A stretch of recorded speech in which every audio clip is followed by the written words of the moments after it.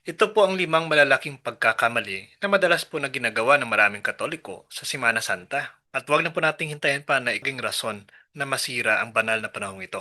Ka-curious, kung si Jesus mismo ang uupo ngayon sa tabi mo at tatanungin ka, Anak, naiintindihan mo ba ang tunay na kahulugan ng Holy Week? Ano kayang maisasagot mo? O mas totoo bang hindi talaga? Dahil bawat taon, libo-libong Katoliko po ang nagkakamali ng pagdiriwang po ng Semana Santa or Holy Week. Hindi po dahil masama sila, kundi dahil hindi nila alam ang tunay na diwa ng panahong ito. Ngayong araw po ibabahagi po natin ito. Limang malalaking pagkakamali na dapat talagang iwasan mo sa panahon po ng Holy Week para hindi po masayang ang banal na linggong ibinigay sa atin ng Diyos para sa ating kaligtasan. At tandaan mo ito, ang Holy Week po ay hindi lang po tradisyon. Ito po ay laban ng kaluluwa. Kaya simulan na po natin. Now, isa po ito sa pinaka-karaniwang pagkakamali ng Katoliko sa panahon po ng Holy Week. Treating the Holy Week like just another holiday. Ang Holy Week para sa kanila, walang pasok. Ang Holy Week para sa iba ay beach. Ang Holy Week ay parang gala. Ang Holy Week ay parang pahinga.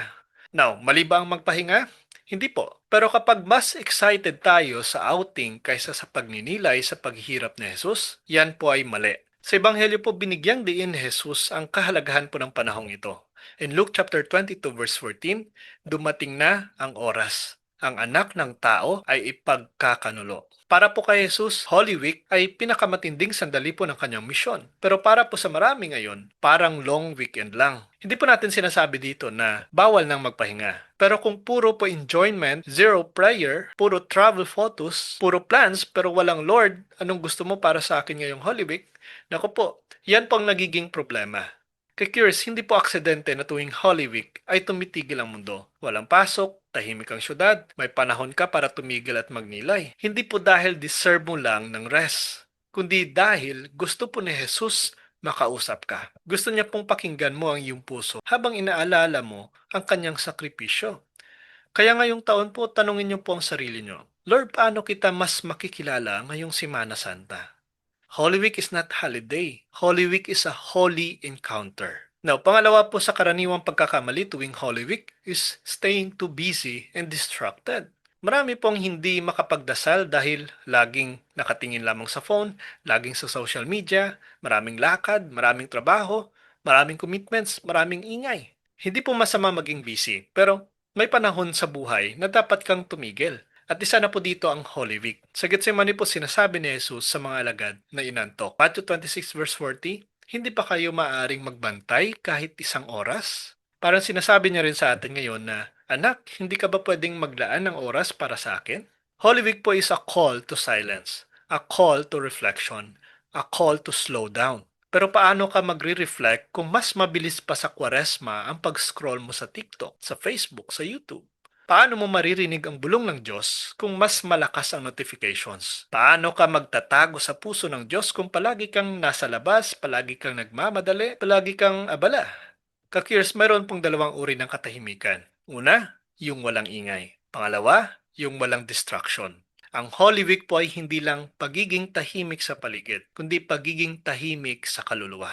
Ngayong taon po subukan mong bawasan ang social media. Magbigay ng oras po sa pagbabasa ng Bible. Dumalo po sa mga liturgical celebrations. Gumawa po ng journal ng iyong reflections. Dahil kung hahayaan mo po sa Jesus na magsalita sa puso mo, may babaguhin siya sa buhay mo ngayong Holy Week. Pangatlo po sa pagkakamali ngayong Holy Week, karamihan po ay focusing only on tradition without the heart.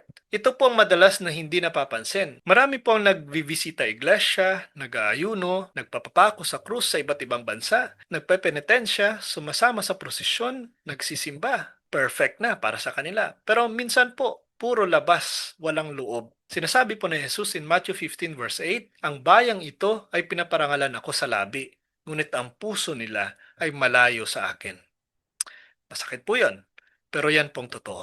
Maraming tradisyon ang maganda, pero kung walang tunay na pag-ibig, walang balik loob, walang pagsisisi, walang pagbabago, wala rin. Hindi po galit ang Diyos sa tradisyon. Ang problema po ay kapag tradisyon na lang pero wala na ang puso.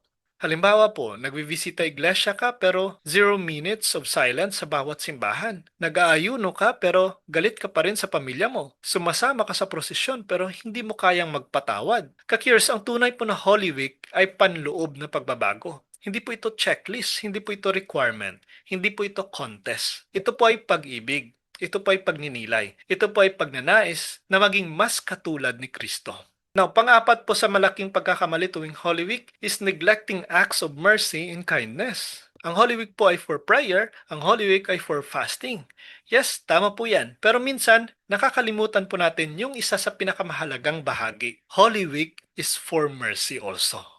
Sinasabi po ni Jesus, Matthew 25 verse 40, "Anuman ang gawin ninyo sa pinakamaliit na ito, sa akin niyo ginagawa." Hindi po sapat ang dasal kung walang gawa. Hindi po sapat ang fasting kung walang pagmamahal. Hindi po sapat ang prosesyon kung hindi ka tumutulong sa mahihirap. Ang tunay po na Holy Week ay nagbubunga po ng pagpapatawad, paglilingkod, pagmamahal, pag-aabot ng tulong, pagtulong sa may sakit, pagpapakumbaba. Bakit? Dahil ito po ang puso ni Jesus. Sa buong misyon po niya, halos lahat po ng himala niya ay nakatuon po sa mahirap, sa mga makasalanan at mga tinataboy ng lipunan. Kung gusto mo pong maging katulad niya ngayong Holy Week, lumapit ka rin sa mga taong nangangailangan. Kung may kaaway ka, magpatawad ka. Kung may nagugutom, pakainin mo. Kung may nalulungkot, damayan mo. Kung may nangangailangan, tulungan mo. Ganyan po ang Holy Week sa puso ng Diyos. In last po sa malaking pagkakamali tuwing Holy Week, failing to prepare for Easter. Ito po ang pinakamalaking pagkukulang po ng lahat. Dahil madalas po ganito ang nangyayari. Pagdating ng Good Friday, malungkot. Pagdating ng Black Saturday, tahimik. Pagdating ng Easter Sunday, masaya. Pero handa ba ang puso mo? Maraming tao po ang nagdiriwang ng Easter nang hindi po nagre-repent. Marami pong nag-aalala sa Easter outfit pero hindi po nag-aalala sa kaluluwa. Maraming nag-i-enjoy sa salo-salo pero hindi po nag-i-enjoy sa presensya ni Kristo. Si Jesus po ay nabuhay na muli. Pero ang tanong po dito, ikaw ba nagbago rin? Sabi nga po ng Ebanghelyo, Luke 24 verse 5, bakit inyo hinahanap ang buhay sa gitna ng mga patay? Para bang sinasabi niya na, anak, bakit mo sinasalubong ang Easter nang hindi mo inihahanda ang puso mo? Kung wala pong confession, kung wala pong pagsisisi, kung wala pong forgiveness, kung wala pong pagnanais na magbago, hindi mo mararanasan ang tunay po na Pasko ng pagkabuhay. Kaya ngayong Holy Week po, gawin mo ito. Confession, forgiveness, inner healing, detachment from sin, deep reflection, commitment to spiritual change. Dahil ang Easter ay hindi po celebration ng rabbits. Hindi po yan celebration ng egg hunts. Ito po ay celebration ng tagumpay ng Diyos sa kasalanan at kamatayan. Kaya ka-curious, kung habang binabasa mo po ang 5 pagkakamaling nabanggit na ito, may tumama ba sa puso mo? May kumakalabit ba sa konsensya mo? O may bahagyang kirot na nagsasabing, nako, ako yan. Ako rin pala ang nakakalimot. Pakinggan niyo po ito. Hindi po aksidente na narinig niyo po ang video na ito. Hindi po aksidente na sa dami po ng video, ng mga posts at content po sa internet, dito ka dinala. May gusto pong sabihin ng Diyos sa iyo. At ang una po niyang mensahe sa iyo ay ito, anak, hindi pa huli ang lahat. Yes, kahit ilang beses mo pang napapabayaan pong Holy Week noon, kahit ilang taon kang naging linggo-linggo pero walang pagbabago, kahit minsan po ang simbahan ay ginagawa mo na lamang requirement, kahit minsan po ang prayer ay parang pahapyaw lang, kahit minsan po mas excited ka sa outing kaysa sa pagninilay, nako po lahat ng yan ay kayang patawarin ng Diyos, kayang intindihin ng Diyos. Hindi po niya binibilang ang iyong nakaraang pagkukulang. Ang binibilang po niya ay ang pagbabalik mo ngayon. Sapagkat sinasabi niya po in Luke 15 verse 7, mas nagagalak ang Diyos sa isang makasalanang nagsisisi. Isipin niyo po ito, hindi po galit ang Diyos sa iyo. Hindi siya nagtatampo. Hindi siya nagtatabi ng sama ng loob. Naghihintay siya. At ngayon nga pong Holy Week, mas bukas ang pinto. Mas malapit ang biyaya. Mas malakas ang tawag ng Diyos na nagsasabing, umuwi ka na. Sunod po dito, sa Holy Week, sinasabi rin po ng Diyos na, anak, ang grasya ko ay mas malawak sa pagkukulang mo. Marami po sa ating mga Katoliko ang iniiwasan po ang Holy Week dahil di ko kayang magbago o nakakahiya kay Lord. Paulit-ulit na lang akong nagkakamali. Pero pakatandaan mo ito. In Psalm 103 verse 12, sinasabi dito, kung gaano kalayo ang silangan sa kanluran, ganoon niya inaalis ang ating mga kasalanan. Wala pa pong nagawang kasalanan na mas malaki pa sa awa ng Diyos. Wala pa ni isang makasalanan na lumapit ng tapat at tinatanggihan niya. Kung sa tingin mo malayo ka sa Diyos, alam niyo po kung bakit? Ikaw ang umiilag, hindi siya. Pero ang Holy Week po, binubura niya ang distansya, inuulan ka niya ng paanyaya at sinasabi niya, halika, mag-usap tayo, maghilom, maghilom ka, magpahinga ka sa akin. Pangatlo po sa sinasabi ng Diyos sa atin sa Holy Week, anak, hindi ko hinihingi na perpekto ka. Ang hinihingi ko ay ang totoong puso. Ang Holy Week po is not pag-aasta na banal, pagpapakitang tao, pagpo-post ng Bible verse pero walang pagbabago, pag-iyak sa pabasa pero galit pa rin sa puso, pagtapos ng 7 last words pero di marunong magpatawad. Ang Holy Week po is for pag-amin, pagpapakumbaba, pagbabalik loob, paghilom, pagpatawad, pagpapanibago ng buhay. Hindi po perpekto, hindi po grand, hindi po Instagrammable, kundi totoong puso na naghahanap kay Kristo. Kakirs, kung pagod ka, kung mabilis kang masaktan, kung nabibigatan ka, kung puno ka ng galit, ito po mismo ang mga taong hinahanap ni Jesus. In Matthew 11 verse 28, sinasabi niya, lumapit kayo sa akin, kayong napapagod at nabibigatan, at bibigyan ko kayo ng kapahingahan. Ang Holy Week po ay hindi po para sa mabubuti. Ito po ay para sa tinatamaan, nababagsak, nanghihina, at gustong magsimulang muli. Pangapat po na sinasabi ng Diyos sa atin ngayong araw po ng Holy Week, anak, ang Holy Week ay sa panahon ng paghihilom. Marami po sa atin ang may dinadala pong sama ng loob, may mga sugat na hindi maamin, may bigat na hindi mapatawad, may guilt na kinikimkim, may kasalanang iniiwasang harapin, may relasyong wasak, may pusong pagod na pagod. Kakiyers, hindi mo po kailangang hintayin ang Easter para gumaan. Pwede kang gumaan ngayon. Ngayong Holy Week, inuuna ka ng Diyos. Isinasantabi niya ang lahat para mas makasama ka. Imagine niyo po ito. Kung kaya ni Jesus na maglakad ng Via Dolorosa, magpasa ng krus at ialay ang kanyang buhay, hindi ba niya kayang pagaanin ang bigat mo? Hindi ba niya kayang ayusin ang sugat mo? Hindi ba niya kayang buuin muli ang pagkatao mo? Kaya po niya. At gusto niya. At sunod po na sinasabi ni Jesus sa atin ay, anak, ang Holy Week ay panawagan hindi lamang sa reflection, kundi sa pagbabago. Reflection po is good, prayer are good, visita iglesia is good, penance is good. Pero kung pagkatapos po ng Holy Week, galit ka pa rin, may kaaway ka pa rin, hindi ka pa rin nagpapatawad, inuulit mo pa rin ang dating bisyo, sarado pa rin ang puso mo sa Diyos, then Holy Week becomes ritual lang, tradisyon lang, obligasyon lang. Pero ang tunay po ng Holy Week ay may bunga. May nabago, may naalis, may napatawad, may napagtagumpayan. May pinanibagong buhay. Yun po ang gusto ng Diyos sa iyo. Panganin po na sinasabi ng Diyos sa atin, anak, hindi kita nilalayo. Binibigyan kita ng bagong simula. Maraming tao pong umiiwas sa simbahan dahil nahihiyang bumalik. Natatakot po sa sasabihin ng iba. Natatakot dahil paulit-ulit nang nagkakamali. Feeling hindi karapat-dapat. Pero pakinggan niyo po ito. Habang malayo pa siya, natanawan na siya ng ama. The prodigal son was still far away, pero nakita na siya at sinalubong siya ng ama. Hindi po nagpaliwanag ang anak. Hindi niya naibalik ang lahat ng nasayang niya. Pero tinanggap pa rin siya. Niyakap pa. Ganyan po ang Diyos. Hindi kanya hinihintay na maging perfect. Ang hinihintay niya ay isang hakbang ng pagbabalik.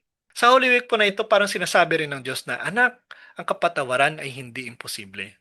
Marami pong nagsasabing, hindi mo kayang magpatawad, hindi mo kayang kalimutan, hindi mo kayang magbago. Pero ang totoo po, hindi mo kayang mag-isa, pero kaya mo kasama siya. In Mark chapter 10 verse 27, lahat ng bagay ay posible sa Diyos. Holy Week is the perfect time para simulan po ang pagbabago na matagal mo nang gustong gawin pero hindi mo masimulan. Dahil po ngayong Holy Week, mas malakas pong grasya, mas malinaw po ang tinig ng Diyos, mas handa ang puso mo, mas nakatuon ang buong simbahan, mas dumadaloy ang awa ng Diyos. Ito pong panahon ng himala. Sa Holy Week po parang sinasabi rin ng Diyos na ang Easter ay para sa mga nagbalik, hindi lang para sa mabait. Minsan po akala natin, hindi para sa akin ang mga banal na bagay. Hindi ako kasing holy ng iba. Hindi ako kayang maging tulad nila. Pero ka-curious, Easter is not a celebration for the perfect. Easter is a celebration for the broken, the wounded, the struggling, the sinner, the ones trying again, the ones fighting their battles, the ones coming home. Kung ikaw yan, ikaw po ang dahilan kung bakit may Easter. Kaya ngayon pa lang po, tanggapin mo. Yes, Lord, kailangan kita. Yes, Lord, pabalik ako sa iyo. Yes, Lord, simulan na nating muli. Kaya ngayong Holy Week po ka-Cures, gawin mo itong personal. Gawin mo itong totoo. Gawin mo itong para kay Jesus. Kaya narito po ang tanong. At sana sagutin mo ito sa comment section. Ano ang gusto mong baguhin sa iyong Holy Week ngayong taon? Isang habit ba? Isang kasalanan? Isang tao na kailangan mong patawarin? O isa ka sa gustong magsimulang muli sa Diyos? Ilagay niyo po ang inyong sagot sa comment section. At huwag pong kalimutan na i-like and share. Ibahagi po sa mga kakilala natin upang nang sa gayon ay maituwid at maitama ang maling pananaw pagdating sa Holy Week. Please support also our YouTube channel. Ang link po ay nasa description. God bless po sa ating lahat. Hello mga ka-Cures, dito po tayo kasama po natin si Brother Bo, isa po sa mga hinangaan natin na inspirational speaker po sa ating pananampalatayang Katoliko. So we have here a message from Brother Bo. Yes, keep on remaining faithful to our Catholic faith. And it's important that you keep learning because let's face it, maski gaano katanda tayo, ang dami-dami pa nating to learn about our faith, and keep listening to this guy. And keep on learning from him also so that you continue to love the Lord. God bless you. God bless po sa ating lahat.